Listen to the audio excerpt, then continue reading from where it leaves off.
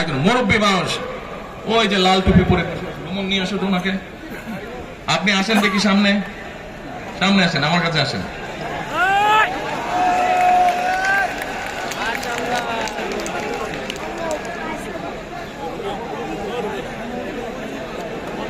যে চশমা ঝুলছে, চশমা ঝুলছে।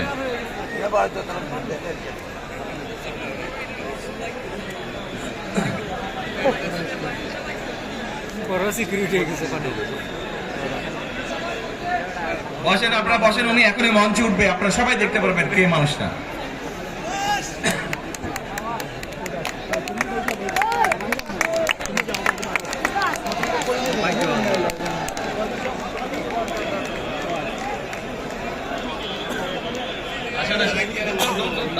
এই আদান তাড়াতাড়ি তাড়াতাড়ি।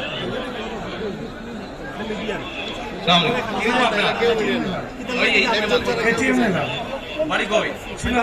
বাড়ি সুনামগঞ্জ। সুনামগঞ্জ কোথায়? এই সুনামগঞ্জের মানুষ আছে এখানে? এই লোক আপনাদের মানুষ? আচ্ছা, এখন বলেন কবে গেছিলেন আপনি? হজ না উমরায় গেছিলেন? দেখেছেন 16-তে, হজে গেছেন 17। এখন আমাকে বলেন, আপনি তো উমরা হজ করে আসছেন, যে মাইকের সামনে দাঁড়ান, আপনি কাবা শরীফে গেছেন, কাবা শরীফের মালিক কে? জোরে বলেন আল্লাহ।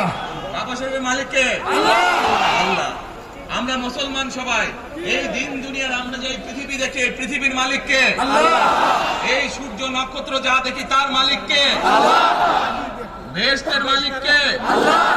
দোজখের মালিক কে? আল্লাহ। আচ্ছা দাঁড়ান, বসেন।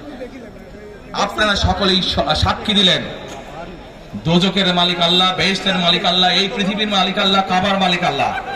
আরে ভাই, যেটার মালিক আল্লাহ সেটা কি অন্য কেউ দেওয়ার ক্ষমতা রাখে? রাখে না। তাহলে কি দাঁড়ালো? নির্বাচনের আগে একটি দল এই দিব ওই দিব বলছে, টিকিট দিব বলছে না? যেটার মালিক মানুষ না, সেইটার কথা যদি সে বলে, এক শিরকি করা হচ্ছে, হচ্ছে না? যার মালিক আল্লাহ, যার অধিকার শুধু আল্লাহর একমাত্র, সবকিছুর অধিকার উপরে আল্লাহর অধিকার। কাজেই আগেই তো আপনাদেরকে ঠকাচ্ছে, নির্বাচনের ফলে তাহলে কেমন ঠকাবে আপনাদেরকে বোঝেন। শুধু ঠকাচ্ছেই না মানুষকে, যারা মুসলমান তাদেরকে শিরকি করাচ্ছে তারা। নাউযুবিল্লাহ। প্রিয় ভাই বোনেরা, কেউ কেউ বলে অমুককে দেখেছে, তমুককে দেখেছে, এবারে একে দেখেন। প্রিয় ভাই বোনেরা, 1971 সালের যুদ্ধ, যেই যুদ্ধে লক্ষ মানুষের প্রাণের বিনিময়ে এই দেশ স্বাধীন হয়েছে, আমাদের এই প্রিয় মাতৃভূমি, সেই মাতৃভূমিকে স্বাধীন করার সময় অনেকের ভূমিকা আমরা দেখেছি, যাদের ভূমিকার কারণে এই দেশের লক্ষ লক্ষ ভাইয়েরা শহীদ হয়েছে, এই দেশের লক্ষ লক্ষ মা বোনেরা তাদের সম্মান হানি হয়েছে। কাজে তাদেরকে তো বাংলাদেশের মানুষের মধ্যে দেখেই নিয়েছে। এখন প্রিয় ভাই বোনেরা, এই কুফরির বিরুদ্ধে, এই হঠকারিতার বিরুদ্ধে, এই মিথ্যার বিরুদ্ধে আমাদেরকে ঐক্যবদ্ধ হতে হবে। আমাদেরকে ওই যে টেক ব্যাক বাংলাদেশে থাকতে হবে।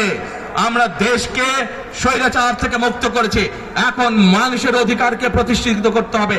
শুধু ভোট, শুধু কথা বলার অধিকার প্রতিষ্ঠিত করলে হবে না, মানুষকে স্বাবলম্বী করে নিজের পায়ে গড়ে তোলার ব্যবস্থা করতে হবে। প্রত্যেকটি মানুষ বাংলাদেশে